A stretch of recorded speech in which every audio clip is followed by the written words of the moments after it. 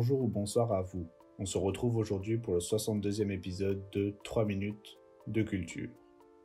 En ce jour, nous parlerons de l'initiative VIR, de sa monnaie émise dans un certain réseau restreint par la banque du même nom, VIR. VIR, qui est le diminutif de Wirtschaft, qui signifie en allemand économie, ou encore dans la même langue, nous, voit le jour après la crise de 1929, pendant la Grande Dépression. En 1934, pour être plus précis. Car en cette année, en Suisse comme ailleurs, les entrepreneurs subissent de plein fouet l'effondrement économique. Plus d'investissements, quasiment plus de crédits octroyés de la part des banques, les entreprises périclitent. C'est alors que, fondé sur des bases théoriques par le Gesell, qui avance que les intérêts sont un poison pour une société, rendant les riches toujours plus riches et les pauvres toujours plus pauvres, qu'une monnaie sans intérêt, le VIR, est créée.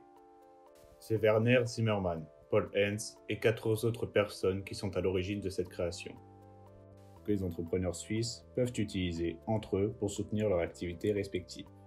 C'est un réseau, c'est une monnaie plus résiliente, créant un système de solidarité permettant de s'entraider en temps de crise, mais aussi en temps de pleine croissance.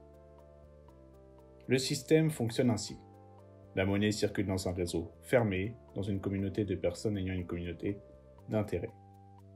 Cela reste dans le territoire suisse, ce qui permet à la richesse produite de rester à l'intérieur des frontières suisses.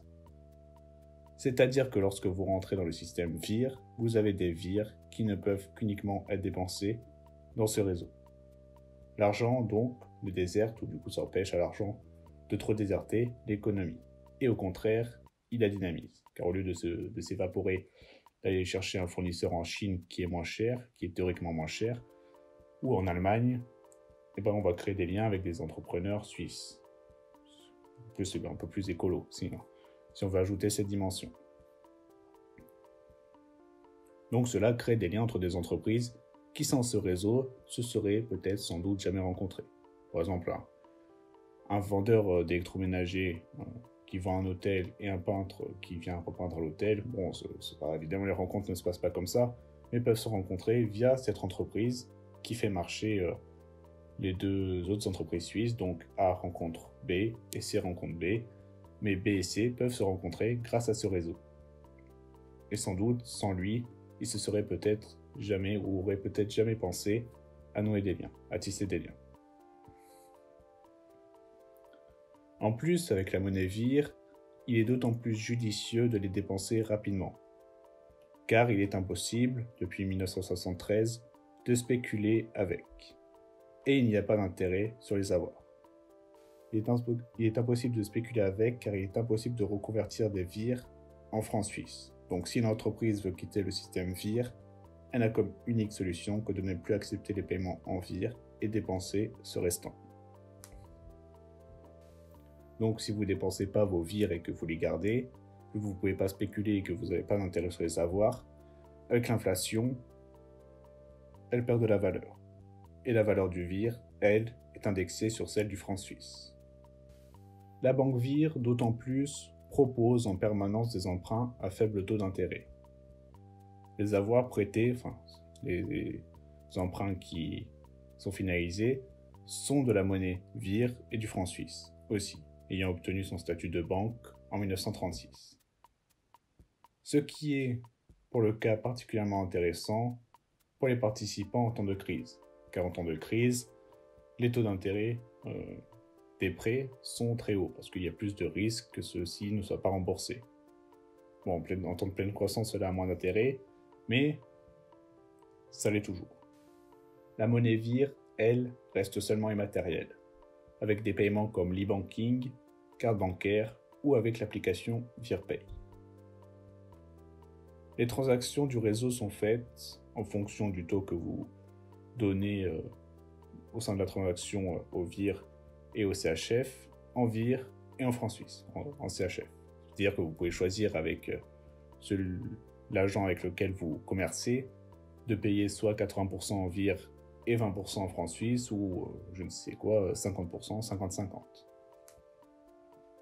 Et VIR perçoit sur ces transactions de très légères commissions qui varient selon les sources, à hauteur de 0,6% à 3%, et cela pour assurer les frais de fonctionnement de VIR et le risque encouru. Pour assurer la viabilité du système VIR, VIR possède une chambre de compensation qui centralise toutes les transactions et mutualise les risques de défaut.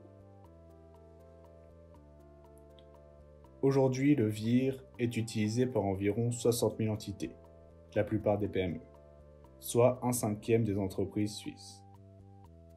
Malgré ces défauts qui sont la restriction des possibilités commerciales, car comme nous l'avons vu, le réseau est fermé. Évidemment, si vous avez des VIR, vous ne pouvez pas commercer avec quelqu'un qui n'a pas de VIR. Ou encore la double comptabilité, VIR a créé une monnaie du lien, qui est utilisée à environ 6% du chiffre d'affaires des entreprises concernées. Cette communauté a aussi pu, à plusieurs reprises, se matérialiser, avec des salons comme en 2013. VIR n'est pas une monnaie antisystémique, qui a comme velléité de détrôner le franc suisse, mais elle lui est complémentaire. Cela diversifie les risques auxquels peuvent faire face les monnaies, en en ayant plusieurs, en évitant une mono-monnaie. Cela permet de réduire, de restreindre les risques monétaires. Le VIR n'est pas indépendant, mais autonome. Et cela lui va très bien, car sinon il devrait faire face au même problème qu'une monnaie fiat traditionnelle, comme la spéculation, et cela ferait perdre de l'intérêt au réseau VIR. Merci d'avoir regardé cette vidéo, j'espère qu'elle vous aura plu. N'hésitez pas à liker, vous abonner. Allez, tchuss!